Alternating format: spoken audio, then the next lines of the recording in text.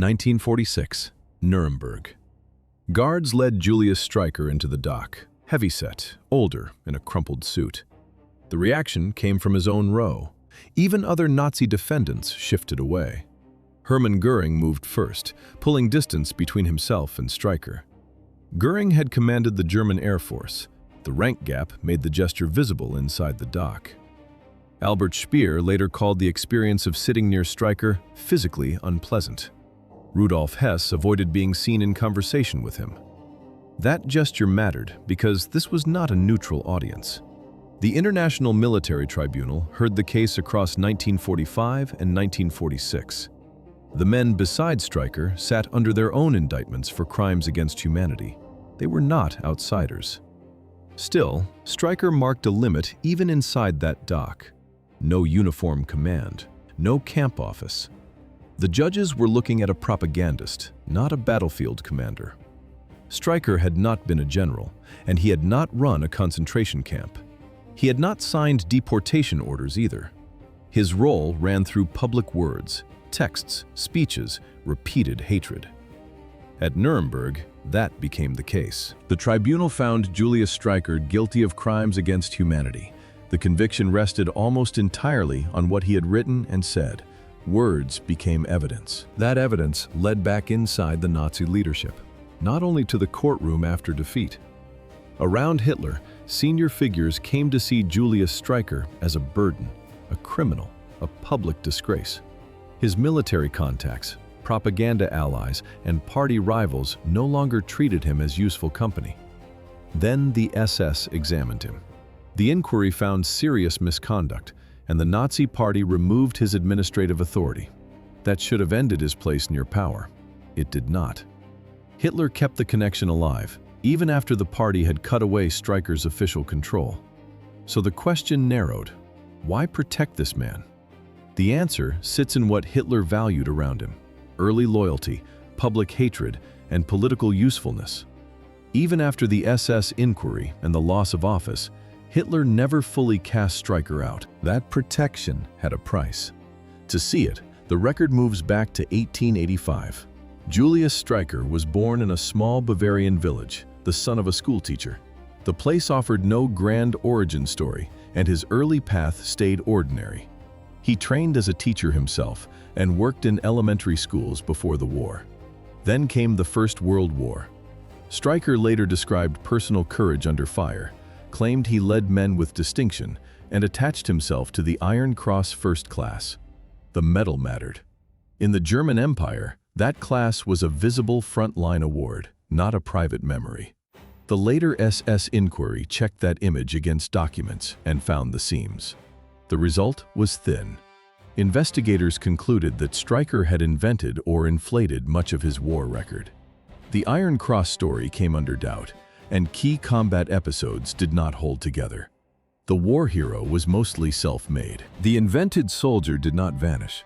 It changed roles. Medals gave Streicher a pose, but Nuremberg gave him real leverage. After the war, Germany slid into the turmoil of the early 1920s. Versailles fed humiliation. The economy moved toward collapse, and extremist parties filled the streets. By 1919, Streicher had founded his own ultranationalist organization in Nuremberg. Franconia meant northern Bavaria, with Nuremberg as its political center.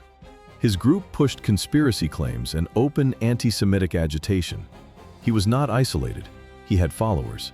He had a street audience, not just private resentment. Then came 1921. Streicher met Adolf Hitler, and the meeting turned a local base into Nazi support. He dissolved his own organization and moved its people into the NSDAP. That mattered. Hitler received organized backing in Franconia, while the Nazi Party still fought for members and political weight. Streicher brought a crowd, a local organization, and a foothold in Nuremberg. In 1921, he gave Hitler an organized base in Franconia. That foothold mattered because Munich soon tested what loyalty meant inside Hitler's circle. In November 1923, Hitler moved toward the Beer Hall Putsch in Munich, and Streicher stayed close. The two men were not equal in temperament or political control. Hitler could wait. Streicher pushed forward roughly, spoke without restraint, and acted before calculation caught up with him. Yet both men built their politics around extreme anti-Semitism, and that shared hatred narrowed every difference between them. The putsch failed in the street, several people were killed, and Hitler was arrested after the attempt collapsed. Streicher had marched beside him. That became the credit Hitler remembered. Not talent, not discipline, presence. After the failed putsch, Hitler sat under arrest, and Streicher remained fixed to one fact. He had been there on the day of defeat. That memory did not stay symbolic. By the early 1930s, the Nazi Party was moving from street violence into national politics. Streicher already held Franconia. Since 1925, he had been Gauleiter there, with Nuremberg as his base. Franconia sat in northern Bavaria. Nuremberg gave the post weight, because the city carried national status and party value. Streicher built his own influence there, not through speeches alone. He held the region through intimidation, pressure, and personal dictation. Even some Nazis thought he went too far. That mattered less while Hitler remembered 1923. The title kept Streicher in place, but his daily force shifted elsewhere. A newspaper, Der Stürmer, founded by Streicher in 1923, began giving him power beyond the Gauleiter office. Its title meant the attacker, or the stormer. Streicher founded Der Stürmer in 1923. He kept shaping it for more than 2 decades, and the weekly carried his own voice more directly than almost any other Nazi paper. On the page, it looked like a tabloid. Almost nothing matched it. Der Stürmer never sat at the center of official propaganda. That ground belonged to Goebbels. From Berlin, he drove a broader public line through radio, film, and press, repeating strength, unity, spectacle, and national renewal. Streicher chose another route. He kept a personal weekly beside that message. Both voices circulated. One came from the ministry. The other stayed in Streicher's hands for over 20 years. This one did more than shout. It hit on another register. The point was pure outrage. It was built to provoke. It was built for heat, not nuance. Der Stürmer was crude and openly provocative, aimed at working-class men rather than intellectuals or the educated middle class. And it ran grotesque caricatures, fabricated scandals, and a steady stream of anti-Semitic conspiracy pieces week after week. Week after week, it repeated the same themes. Streicher wrote much of it himself. He kept the tone personal. Goebbels hated it in private. The complaint was simple enough. Senior Nazi officials said the same, and they complained that it embarrassed Germany abroad and handed critics ready ammunition. The paper gave critics a weekly target. That target stayed public. By the mid-1930s, Der Stürmer was printing about 500,000 copies a week. It was not passed around in secret. Wooden cases stood on street corners across Germany, and people gathered there on lunch breaks. Teachers assigned its articles in class. Streicher sent copies to every German school, and records show many schools actually used them. By 1935, the Nuremberg laws were in force, and the paper fit the moment. It gave Streicher a rare power base inside Nazi politics. That base made Streicher useful, and it made him exposed. Inside the party, Hitler kept men competing for his favor, with overlapping offices and rival centers of power. He let the rivalry run because it kept his subordinates watching each other instead of him. The more visible someone became, the easier he was to hit. Nobody settled into safety. Göring fought Himmler, Himmler fought Goebbels, Goebbels fought Rosenberg. By the late 1930s, Göring ran the 4-year plan in Prussia, Himmler controlled the SS, Goebbels held the propaganda ministry, and Rosenberg handled party ideology. In that climate, complaints about Streicher came from hardliners and pragmatists alike, from men who backed the regime but still wanted him out. He was not just disliked, he was a problem from both sides. That is why the complaints piled up. The complaints had reached Göring. They were no longer informal. In 1940, he opened a formal investigation. Personal hostility mattered. So did Streicher's reckless behavior. One charge cut deeper than the rest. Streicher had spread a rumor that Göring could not father children, and that Etta had been conceived through artificial insemination. Edda had been born in 1938. The investigation took that claim seriously. It was a direct shot at the man at the top. By then, it was personal. And it hit one of the most powerful men in Germany. Once investigators opened the file, the case moved from one rumor to money, property, and documents. Streicher had used his office as Gauleiter to enrich himself during the Aryanization of Jewish businesses, the forced transfer of Jewish property to non-Jewish owners. A Gauleiter held regional party authority, which gave Streicher reach over local pressure and confiscations. After 1938, Aryanization expanded across Germany, and that gave men like him more chances to seize property. The inquiry found more than loose accusations. It linked him to a valuable Jewish estate that he took for himself. He also redirected confiscated art and money into his own hands. The inquiry now held a record of private theft inside an official campaign. Even inside the regime, assets meant for the state or favored party figures were not supposed to vanish into a Gauleiter's private pocket. The SS Commission stated its conclusion without decoration. Its summary called his conduct dishonest and unworthy of a German man. Heinrich Himmler supported that finding, and the report now carried the backing of the SS leadership. In February 1940, Streicher lost the Gauleiter post. Officials sent him to Plankershof and barred him from public speaking without prior approval. Even then, Streicher's career did not end. Hitler cut his real authority, but he refused to erase him from party life. The title stayed, the power did not. In the party hierarchy, a Gauleiter headed a regional district and pushed orders down through local officials. It was not ceremonial. After the scandal, Streicher kept that formal rank, but the rank no longer gave him practical control. He kept the name, not the office. Hitler also let Der Stürmer continue to appear, so Streicher still had a public platform after his removal. That mattered. The paper kept his voice in circulation even after his administrative reach had been cut back. No prosecution followed. The NSDAP did not expel him.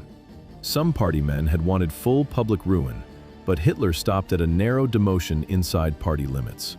He kept the Gauleiter title and Der Stürmer, and the NSDAP never cast him out. That limit on his fall had a reason. Inside the party, Streicher counted as an old fighter. He had marched in the beer hall Putsch in Munich in November 1923, one of the movement's founding scenes. After the ban, the party returned in 1925, and Streicher returned with it as Gauleiter in Franconia. A Gauleiter led a regional party district. In Franconia, with Nuremberg at its center, he spent more than a decade building Nazi support before national power arrived. For years, that tied his name to the movement's leaner period, when the party was rebuilding and still far from control. That memory had value. The regime built part of its self-image around the men who joined early, endured failure, and stayed loyal after the putsch collapsed. Those names carried symbolic weight. Newer officials could be replaced, but veterans from the first circle anchored the party's origin story. If Streicher had been cast out in total disgrace, the party would have torn a hole in that story itself. It would mean admitting that one of the November men was no badge of sacrifice, but a stain inside the legend. Full expulsion would have damaged the legend of the men of November 1923. That protection did not stop with Streicher. Der Stürmer had appeared in Nuremberg since 1923, and pressure from inside and outside the regime still failed to close it. Party officials complained, foreign diplomats objected, and Goebbels called the paper a propaganda liability. Hitler ignored them. He kept it alive, read it himself, and paid for a subscription. Its difference was not hatred alone. Other Nazi outlets already spread that line, but they usually dressed it in racial theory, political economy, and cultural criticism for readers meant to hear something orderly and learned. Der Stürmer dropped that cover. Streicher wanted no polished theory. He filled the paper with personal stories, named targets, local accusations, and drawings meant to provoke disgust. Readers were not asked to master a doctrine. They were pushed toward anger, suspicion, and revulsion in familiar scenes. The content stayed personal and specific, so the reader met faces, blame, and disgust before any habit of doubt could begin. The paper did not try to sound scientific or balanced. It aimed for a gut reaction at street level, where smoother official language often moved more slowly. That explains why objections never ended its run. Hitler read Der Stürmer and kept a subscription. With protection secured, the paper kept using the same method. It asked for no special education. It needed only a reader willing to feel outrage. Readers mailed in letters, denunciations, accusations, and local stories, and Streicher placed them in later issues so the audience did not just absorb the message, but helped feed it. That loop gave hatred a weekly routine. One rumor led to print. Print encouraged more mail, and the next issue arrived with new names and familiar blame. Der Stürmer appeared week after week for most of its existence, and its last issue came in February 1945. For more than 2 decades, the same stories, caricatures, framing, and emotional vocabulary kept returning. Those issues now entered evidence. From November 1945 to October 1946, the International Military Tribunal in Nuremberg weighed Streicher's record against the killings that followed. He had not signed a murder order. He had not led troops. Yet the judges tied him to the Holocaust through 22 years of Der Stürmer. That span mattered. In the judgment, those publications had pushed an entire people outside the human community through mass print. The tribunal called that incitement to murder. It treated that incitement as a crime against humanity. On Pleikershof, Streicher lived in a strange, in-between state. He was disgraced, but he still kept his title. He had been silenced, yet he still had Der Stürmer, which had run since 1923. He stayed an enemy inside the party elite, but Hitler still protected him. He worked the farm with blunt intensity, grew fruit, kept bees, and, when permission came, spoke to small party crowds. He also kept writing. After he left public life, circulation dropped, but the paper kept printing until 1945. The caricatures stayed. The tone never changed. The letters changed nothing. Streicher kept writing to Hitler. He complained about his treatment and demanded his speaking rights back. He called it a conspiracy inside the party. Göring was his chief target. The war in Europe was over. By 1945, he was already almost unnecessary to the regime. He had marched in the early years, taken the political risks, and built the Nuremberg organization. He also created the propaganda infrastructure there. He had stayed loyal to Hitler when that loyalty still cost something. The party still shared his views. It cast him aside for personal corruption and his lack of discipline. He kept saying he had paid the price first. He saw himself as a victim of party enemies. He named Göring again and again. He spent the last years of the war in quiet semi-exile, while the paper that had once filled the streets kept losing weight and reach. At Pleikershof, spring of 1945 ended the retreat. Allied troops reached his farm. Streicher dressed as a painter and used a false name, hoping to disappear among the fields. He was one of the most photographed propagandists in Nazi Germany, and the disguise failed almost immediately. A journalist identified him almost immediately. At Nuremberg, after the main trial opened on November 20th, 1945, he stayed defiant. He made speeches in court. He called the trial a Jewish conspiracy. He repeated the charges from Der Stürmer for 20 years, almost mechanically, as if the courtroom had not changed his script. The record was there in print. It was blunt and complete. Over more than 2 decades, the paper had taught hatred openly, and no one could plausibly claim he did not know the purpose. The tribunal decided that publications themselves could count as a crime against humanity. The tribunal cleared the sentence. On October 16, 1946, Streicher was executed in Nuremberg. In his final seconds, he shouted a salute to Nazi Germany. Then came one last defiant declaration. No recantation came, no acknowledgement of harm, no moment of reflection. He had built himself so completely around the ideology that little else remained underneath. A few other defendants at least voiced regret or admitted the regime's crimes, even if only partially. Streicher did not. The contrast at the gallows was only the end. The longer story started in 1933, when the party seized power and kept Streicher close. Senior leaders found him personally repugnant. Still, they kept him. For 17 years, Der Stürmer kept circulating. So did Streicher's name. His authority was trimmed later, but his paper stayed under the party banner. Inside the regime, no one mounted a serious institutional challenge to his line. They hated the embarrassment. They did not stop the message. That is the real clue. The party did not object to what Streicher said. It objected to what he made visible: crude taste, open vulgarity, and an association that reflected badly on the regime. His extremism was useful until it became inconvenient. The hate stayed. The liability grew. Goering finally found leverage in the corruption charges. Streicher had taken confiscated Jewish property for himself, not for the state. In the moral world of the Third Reich, that was the offense, not the hatred, the theft. After Goering used the property case to push Streicher out, his place inside the party did not vanish. Hitler kept protecting him after the fall, and that protection warned every observer that old loyalty still counted. Streicher had backed Hitler since 1921. In that movement, early devotion could absorb conduct that would have ended other careers. Influential men around the regime did not seriously challenge the content of Der Stürmer, even when they treated it as vulgar and embarrassing. They called it crude. They still let it circulate under the party name. More capable officials could be replaced, shifted, or forgotten, while one of the old fighters carried a harder kind of political value. That value came from usefulness as much as memory, because Streicher marked the outer edge of language the party would still tolerate. Beside him stood theorists, office holders, and other anti-Semites who could then appear restrained by comparison. The contrast mattered. As long as Streicher remained nearby, many other anti-Semites in the party looked moderate against him. That usefulness followed him into court.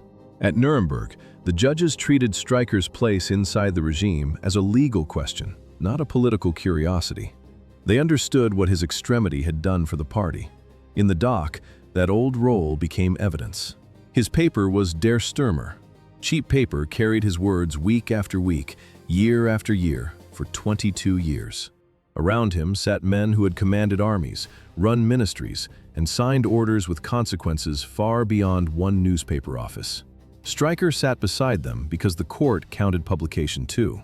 The judges said those pages did more than spread incitement. They ruled that his repeated publications amounted to participation in mass murder. He had printed the same message long enough for the court to treat repetition itself as action. Julius Streicher was convicted on the strength of a newspaper.